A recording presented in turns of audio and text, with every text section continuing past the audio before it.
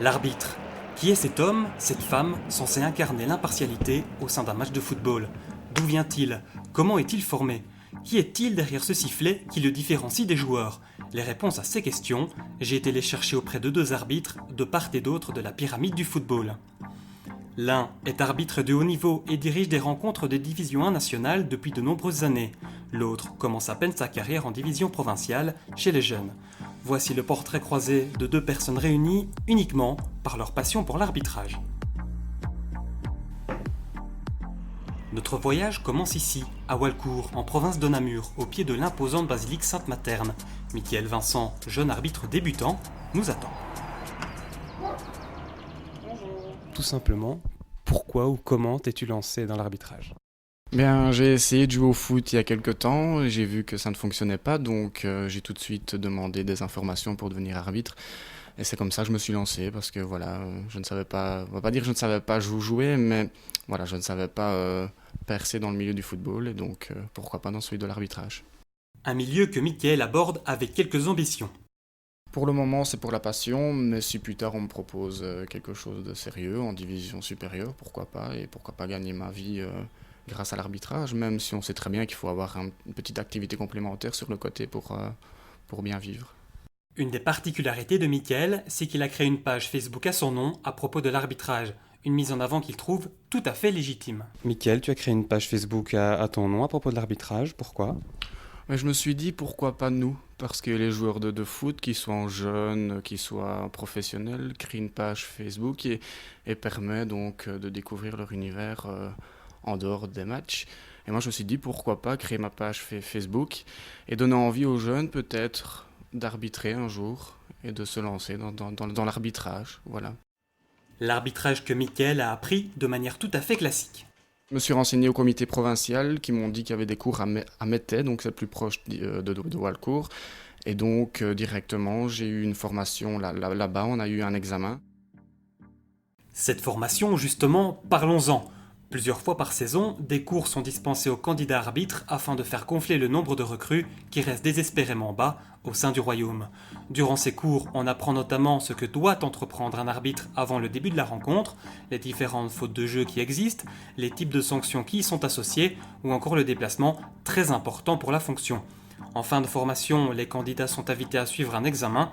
S'ils obtiennent au minimum 70%, ils recevront alors le titre provisoire d'arbitre stagiaire et recevront cette enveloppe contenant, entre autres, des compléments aux lois du jeu, des exemples de rapports, un guide pour leur rédaction et enfin, le plus important, l'écusson officiel des arbitres de football.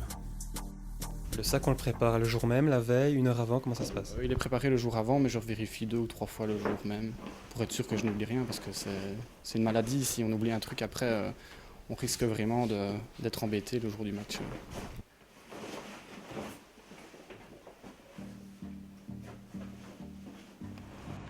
Laissons un instant Michael et partons à présent en périphérie bruxelloise et plus particulièrement à Sint-Pieterslehe pour rencontrer notre second arbitre. Et cet arbitre justement, c'est lui, Laurent Colmont. Plus de 30 années d'arbitrage au compteur, dont 12 en Division 1. Une première question semble donc évidente, mais quel est le secret de sa réussite? Avoir les pieds sur terre, rester soi-même, pas jouer un rôle. On a un rôle, mais on ne doit pas jouer un rôle. On a un rôle d'arbitre, on est garant des règles. Après, il faut rester les pieds sur terre, se remettre en question même après un bon match, même après un mauvais match. Enfin, certainement après un mauvais match. Mais pas se mettre trop de pression non plus sur notre foot. Cette pression, elle fut justement évoquée le 13 avril dernier sur le plateau de La Tribune, l'émission de la RTBF, par Marcel Javot, ancien arbitre de Division 1. Nous en avons profité pour montrer un extrait à Laurent Colmont. Bonsoir à tous. Le problème, c'est que les analyses sont telles et que la pression mise par les nouveaux décideurs de la CCA est telle que ce gâchis dans leur froc, à longueur de semaine. Oui, oula, Marcel. Non, mais... Non, maintenant on est dans le scateur. Non, d'accord, il y a une telle pression. Vous en avez compris ce que je dis. Il y a une telle pression sur le corps arbitral depuis que M. de Bléquereux est en place que les arbitres perdent beaucoup de leurs possibilités. Marcel, Je le dis depuis 3 mois. un débat intéressant sur lequel il faudra absolument revenir. Moi, ça ne change rien du tout. Rien. De Bléquereux n'a rien changé. Enfin, Comment n'a ça pas apporté de pression en plus. Et là, n'y a pas de pression en plus. La seule chose qu'il y a, c'est qu'on est plus professionnel qu'avant. Mais ça a été initié déjà à l'époque par Robert Jurissen. Mais on est simplement aller plus loin maintenant, ce qui est logique puisque la rémunération est plus importante aussi. Mais il n'y a pas plus de pression et on ne chie pas plus dans son froc, en tout cas pas dans mon cas personnel. Il a tort alors, Marcel, là-dessus. Je dis pas qu'il a tort, mais il a plus tort que raison. Il va un peu trop loin, quoi. Oui, il va trop loin, bien sûr. Des médias qui vont trop loin, Laurent Colmont en sait quelque chose. En août 2006, il arbitre Anderlecht GBA. Les Bruxellois l'emportent grâce à un pénalty fortement contesté par le GBA. Le lundi qui suit, c'est toute la presse néerlandophone qui fait de Laurent Colmont l'homme à abattre. Je suis tué par la presse néerlandophone. Et où le lundi à la librairie, le plus grand de mes deux fils à ce moment-là, enfin qui est toujours le plus grand d'ailleurs, me demande, puisque je faisais la une de tous les journaux néerlandophones, me demande si j'ai tué quelqu'un. Ça c'est pour moi un gros coup d'arrêt. Et ça a déjà eu des répercussions négatives, mis à part cet incident-là sur la vie de famille ou... Ah ben, ça a été le déclic. Ça a été clairement le déclic. Et depuis, c'est très dur. Ça fait 8 ans et il y a déjà eu une première rupture. Et puis, pour l'instant, c'est loin d'être rose. Mais il faut continuer, il faut arriver à faire le vide, il faut arriver à avancer. Mais je ne sais pas à certains moments ce que l'avenir nous dira. Mais ça, c'est clair que c'était un gros coup. Malgré cette mésaventure, jamais Laurent Colmont n'a songé à arrêter l'arbitrage. Un petit tour dans sa cave lui permet de retrouver une boîte remplie de souvenirs, comme cette clé de la ville offerte à Shanghai lors d'un tournoi interscolaire. Des honneurs pour Colmont et les arbitres belges qui vivent leur passion. Car oui, l'arbitrage en Belgique reste un hobby et c'est ce qui est sans doute le plus compliqué. Le plus difficile, c'est qu'on nous demande d'être professionnel, ou à peu de choses près, et qu'on est tous encore avec un autre boulot. Partons donc en plein centre de Bruxelles, à 2 pas du célèbre Manneken-Pis. Je suis prof de sport dans une école technique et professionnelle en hôtellerie-restauration, en soins animaliers et en coiffure. Est-ce que les arbitres de Division 1 sont obligés de travailler encore sur le côté pour subvenir à leurs besoins ? À l'heure actuelle, oui, parce qu'on n'a pas la garantie du nombre de matchs par semaine, enfin par mois, je veux dire. Et donc, si on était sûr d'avoir, je dirais, 3 matchs par mois, ce serait plus facile, parce que là, on aurait quasi une certitude. Maintenant, il faut savoir aussi que le championnat terminant en fin mai, au plus tard, juin, juillet, juin et juillet, en tout cas, il n'y aurait pas de rémunération, donc il faudrait voir ça différemment. Et les rémunérations en tant qu'arbitre, elles sont de quel ordre ? Pour ma part, en tant qu'arbitre d'élite, j'ai 1 650 € brut par match quand je suis au milieu, et 650 € brut quand je suis au 5e ou 6e. Un métier qui permet également aux arbitres de haut niveau de relâcher la pression. Dernière fois qu'il est venu, 6 janvier. T'as mal, Pour les doucement avec les temps. On va se faire avec la carte. Monsieur Colmont. Laurent Colmont effectue un temps plein au sein de son école. Avoir une activité complémentaire permet de prendre du recul par rapport à l'arbitrage et à la pression qui l'entoure, mais également de vivre pas mal d'anecdotes. 1-0, elle est bonne. Et dans tes élèves, il y en a qui aiment un peu le foot et qui te connaissent. Il y a des fans, des supporters, même des collègues profs, et donc c'est chaque fois des grosses discussions avec eux, mais ça reste toujours bon enfant. Vous savez, venez dans sa classe. Il fait dire que Colmont c'est un arbitre de merde, là. Il fait dire ça dans sa classe. Ils n'arrivent pas, regarde, tu vois ma cheville. Moi je l'ai vu, des ans. Tu vois ma cheville, Même que je suis sur la marche, même que je descends, même là, pour gagner 10 cm, tu n'arrives pas à la hauteur là. C'est parfois assez difficile de concilier le travail. C'est surtout difficile quand je finis ici à 5h moins 20 et que je vais être à 6h15, 6h30 à Tubize pour les entraînements. Prenons donc la direction de Tubize et plus exactement du Centre National où, chaque semaine, Laurent Colmont et les arbitres de division nationale de la région de Bruxelles viennent s'entraîner. En début de soirée, une séance théorique est dispensée par Chris Bellon, manager des arbitres nationaux. Les phases de jeu polémiques du week-end écoulé sont revues, l'occasion pour le manager de désapprouver ou, au contraire, de soutenir les décisions prises par les arbitres. 30 minutes plus tard, les arbitres prennent la direction du terrain pour une bonne heure d'entraînement physique. Répartis en différents groupes, les arbitres s'échauffent longuement avant d'enchaîner les exercices de course de fond, de demi-fond ou de sprint. Des exercices indispensables car lors d'un match de football, l'homme en noir parcourt en général 12 km, soit plus que n'importe quel joueur de champ. La fonction nécessite donc une condition physique impeccable, d'autant que pour bien apprécier les actions, un arbitre doit constamment se retrouver à proximité de la phase de jeu. Il n'a donc jamais le temps de se reposer. Il est 21h, l'entraînement se termine, la journée marathon de Laurent Coleman, débutée le matin à son école, peut enfin se terminer.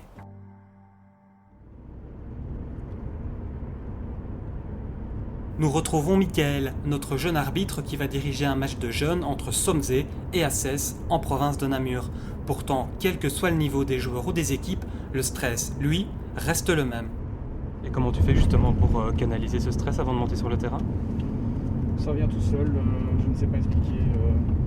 C'est l'envie d'aller arbitrer ce match. Michael arrive au terrain de Somzé environ 40 minutes avant le match. À ce niveau, c'est largement suffisant. Au plus bas niveau, que ce soit chez les jeunes ou pour les équipes premières de division provinciale, l'arbitre est seul. Pas d'arbitre de touche donc, ni d'arbitre assistant.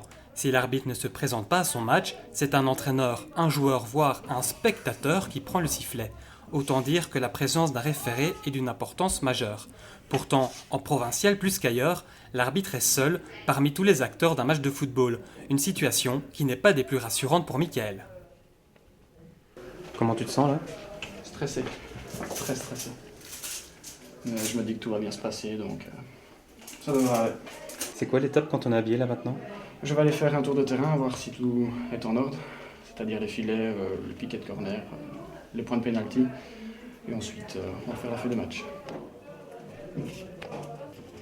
Une fois ces différentes tâches effectuées, il est l'heure pour Michael d'appeler les deux équipes et de procéder à l'appel des joueurs. L'appel est nécessaire pour plusieurs raisons. Il permet avant tout de vérifier les équipements des joueurs. Les bijoux sont bannis, tandis que les jambières, elles, sont obligatoires. L'appel permet également aux délégués de chaque équipe de vérifier l'identité des joueurs adverses, ainsi que leur date de naissance. Lorsque tout est en règle, le match peut débuter. Le match d'aujourd'hui oppose des U15, c'est-à-dire des joueurs de 13 à 15 ans. Malgré cela, le match est assez engagé et les deux équipes n'hésitent pas à aller au duel. Michael est attentif et saisit chaque occasion pour tenter d'imposer son autorité. Somzé, ici en bleu, prend rapidement l'avance au score et domine. Le match se déroule bien et Michael semble s'être décontracté, même s'il reste bien concentré.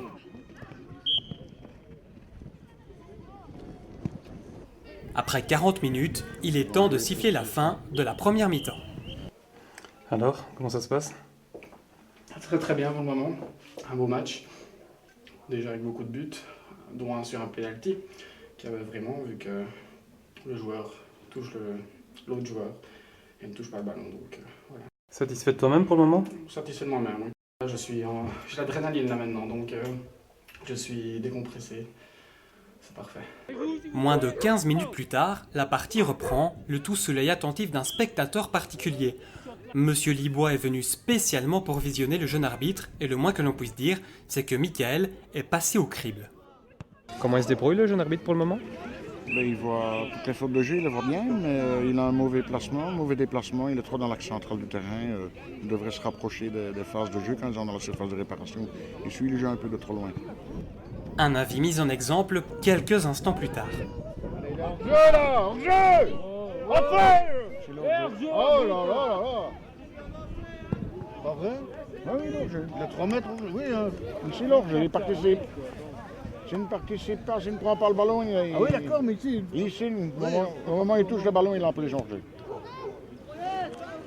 Un visionneur qui ne prend pas la défense de son arbitre, cela peut paraître étonnant, mais à entendre Monsieur Libois, c'est tout à fait normal. Il faut savoir dire le négatif, mais le positif aussi, les encourager et pour les amener à ce qu'ils s'améliorent pour monter de catégorie. Mais comment se passe l'ascension arbitrale? Pour répondre à cette question, arrêtons-nous un instant sur les instances arbitrales belges. La Belgique du football est composée de 9 provinces. La Flandre occidentale, la Flandre orientale, le Limbourg, Anvers, le Hainaut, Liège, le Luxembourg, Namur et le Brabant qui, au contraire du Brabant politique, regroupe à la fois le Brabant flamand, le Brabant wallon et la ville de Bruxelles. Chacune de ces provinces comprend une commission provinciale d'arbitrage. Or, depuis 2008, l'Union belge de football est divisée en deux. À ma gauche, la VFV, l'aile néerlandophone, à ma droite, la CFF, l'aile francophone. Chacune des deux ailes est compétente en matière de football et donc d'arbitrage au sein de ces provinces.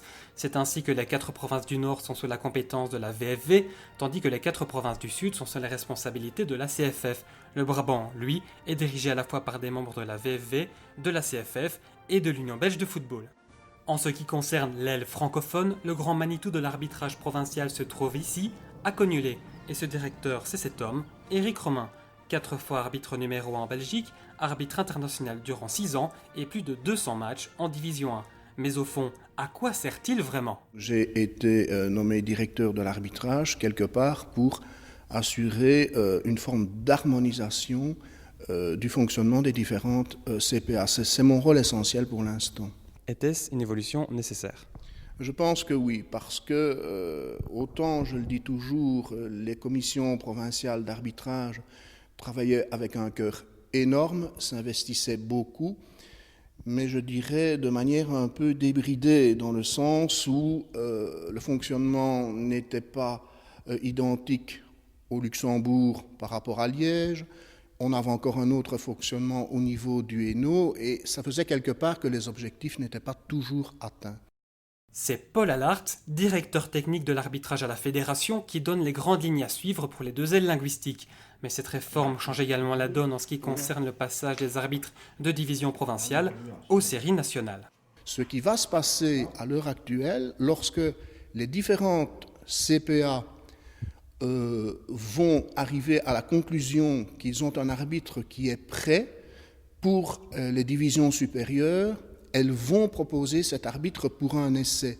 Et en fonction du résultat de cet essai, soit il est concluant, on poursuivra l'expérience, soit il n'est pas concluant et il retournera dans sa province afin de parfaire sa formation. Et de la sorte, je trouve qu'il va y avoir une acclimatation beaucoup plus facile que par rapport à ce qui se passait précédemment. Retour à Somzé, où Mickaël est encore bien loin de ses préoccupations. Actuellement en bas de l'échelle, chez les jeunes, il devra patiemment monter de catégorie pour, un jour peut-être, diriger des équipes premières. En attendant, il devra encore pas mal progresser à entendre les remarques émises par son visionneur. Regarde le dos là. Non, ça aussi. C'est un manque de vision. Le match se termine, le visage de Mickaël est de plus en plus fermé. Les remarques venant du bord du terrain n'y sont sans doute pas étrangères. Lassés par certains faits de match, entraîneurs, supporters ou parents deviennent agressifs ou ironiques.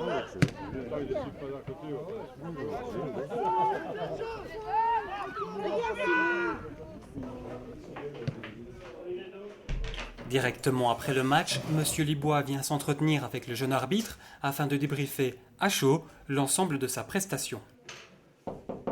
Oui. Alors, Mickaël, comment ça va ? Ça va ? Durant cette discussion qui va durer une vingtaine de minutes, M. Libois évoque inévitablement un des problèmes de Mickaël, les hors-jeux non sifflés. Est-ce qu'il ne siffle pas les hors-jeux, pourquoi ? Parce que je n'ai pas vu mon positionnement. À cause de quoi ? Mon positionnement, je ne sais pas. Le déplacement. Si tu viens bien dans ta diagonale, tu pousses, tu verras mieux la ligne pour savoir plus l'autre. Dans ta lecture du jeu, toutes tes décisions en général sont bonnes. Tu as une bonne lecture de jeu. Comme tu as dit, dans ton analyse de match, tu as raté 2-3 hors-jeux. Un discours illustré par un petit schéma bien connu des arbitres qui permet à Mickaël de visualiser les remarques. Le débriefing touche tout doucement à sa fin, le temps pour M. Libois d'adresser une dernière remarque à son jeune élève. Un but marqué, revenir à reculons, pourquoi ? Pour voir si c'est une dispute ou une voilà. Voir si on ne botte pas le ballon loin, voir si les joueurs ne jouent pas. Toi, tu reviens toujours le temps. Donc, but marqué, reculons.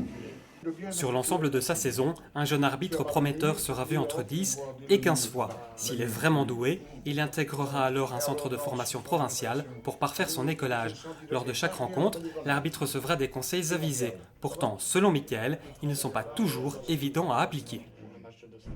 C'est difficile de suivre les conseils comme ça ? C'est très difficile parce que j'en ai déjà eu plein et j'essaye au fur et à mesure de le faire, mais à chaque fois il y a une petite erreur et il faut retravailler pour atteindre peut-être pourquoi pas un jour le haut niveau. Malgré cela, Mickaël prend ses remarques avec beaucoup de détachement. Même s'il y a quelques décisions qui n'auraient pas dû être prises, c'est pas ça qui va m'empêcher de...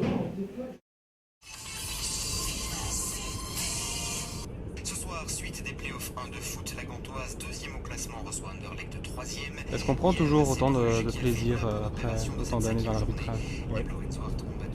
J'irai toujours avec la même envie et le même plaisir. Je ne changerai pas. Je serai d'ailleurs triste le jour où ça s'arrêtera, mais ça arrivera un jour. Vous l'aurez compris, Laurent Colmont est en route pour aller arbitrer le match entre Gand et Anderlecht. Mais la première étape n'est pas le stade de Gand, mais bien un hôtel en périphérie gantoise. Nous sommes un peu plus de 2 heures avant le match et, comme le veut la coutume, les 6 arbitres de la rencontre s'isolent afin d'effectuer un briefing d'avant-match. On y répartit notamment les zones d'action sur le terrain, c'est un des éléments essentiels pour une bonne coordination durant la rencontre. D'autres responsabilités comme la prise de faute ou de hors-jeu sont déléguées afin d'optimaliser l'entente et la coordination de l'équipe arbitrale. Après une petite heure de discussion, les arbitres prennent enfin la direction de la flambant neuve Guillemco Arena de Gand. Lorsqu'ils arrivent dans les vestiaires, les arbitres découvrent les différents jeux de maillot des 2 équipes et décident, selon les couleurs, quelles seront les tenues du soir. Ensuite, direction l'aire de jeu afin d'inspecter le terrain et le filet, comme lors d'un match de provincial. De retour au vestiaire, les arbitres commencent à se changer. L'un d'entre eux met de la musique, l'ambiance est plutôt décontractée. Au vu des sourires, on a du mal à croire que ces hommes vont diriger une des rencontres les plus importantes de l'année. Mais une petite visite viendra bien vite le rappeler. Franck de Bléquereux, ancien grand arbitre et aujourd'hui membre du département de l'arbitrage de la fédération, est venu donner quelques encouragements à ses troupes. Du coup, l'ambiance devient plus sérieuse. Moment choisi par les arbitres pour aller s'échauffer. Il reste une petite heure avant le début de la rencontre, l'entraînement est intense, de quoi faire rapidement chauffer les organismes de nos 6 arbitres.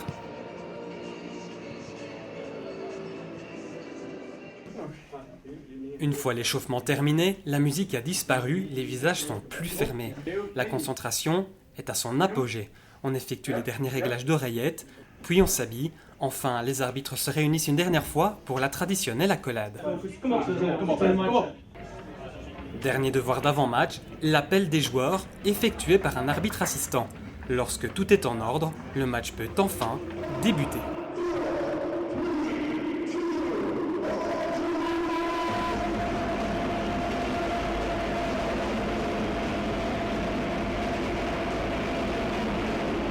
La rencontre est peu emballante, il ne se passe pas grand-chose en première mi-temps. Gand et Anderlecht se neutralisent, c'est 0-0 au repos.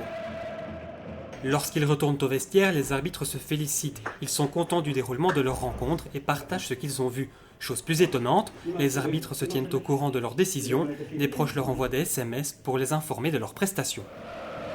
Ce soir, il y a près de 20 000 personnes dans le stade, une foule qui fait du bruit, notamment lors de foot contre son équipe. Alors cette pression populaire, gênante ? C'est pire ou moins pire qu'un match où il y a 20 personnes autour du terrain?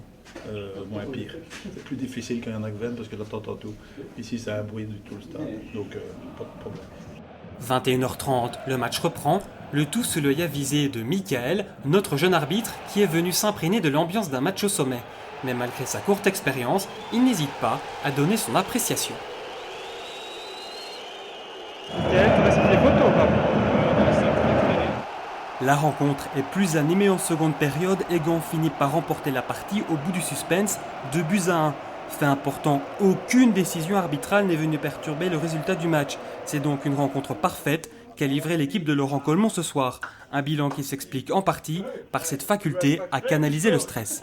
On vous a vu fort détendu tout au long de la soirée. C'est une des clés entre guillemets de la réussite. Ouais, je pense qu'il ne faut pas se donner trop de pression, ça sert à rien parce que sinon on risque de louper vraiment l'essentiel. Et quand on est dans des matchs comme celui-ci en play-off 1 avec 20 000 personnes dans un stade pareil, il faut pouvoir arriver à faire le vide et à passer au-dessus de ce stress qui n'est pas, je pense, bon à ce moment-là. Des conseils que Laurent Colmont n'hésite d'ailleurs pas à partager à son jeune collègue, Mickaël Vincent, venu le rejoindre un peu plus tard dans les vestiaires. Quand est-ce qu'il faut commencer à monter Il n'y a pas de moment clé. Il faut simplement arriver à se préparer physiquement, mentalement, psychologiquement, je dirais. Et puis avancer et se dire qu'il faut avoir un objectif et puis aller étape par étape. Quand moi j'ai commencé, je ne pensais pas aller si vite. Puis il faut avoir un peu de chance. Comme dans tout, il faut de la chance parce que c'est peut-être ce jour-là qu'un examinateur vient et que ça passe bien. Et puis forcément, après, il faut confirmer. Mais il faut y aller étape par étape et à chaque fois se dire maintenant que j'y suis, je stabilise et puis j'essaie d'aller plus haut. Justement, des entraînements, qu'est-ce que tu donnerais comme conseil aux jeunes pour qu'ils évoluent et qu'ils montent vite de division? De se préparer au mieux en pensant que c'est pas parce qu'on est beau et bien fringué qu'on va s'en sortir, mais se préparer, essayer d'avoir une hygiène de vie correcte. On peut sortir de temps en temps, on peut boire un verre, mais pas la veille d'un match par exemple. Puis surtout s'entraîner et essayer de rester les pieds sur terre. Des conseils inutiles s'ils n'étaient pas accompagnés par quelques sacrifices et beaucoup d'abnégation pour leur plus grande passion, l'arbitrage.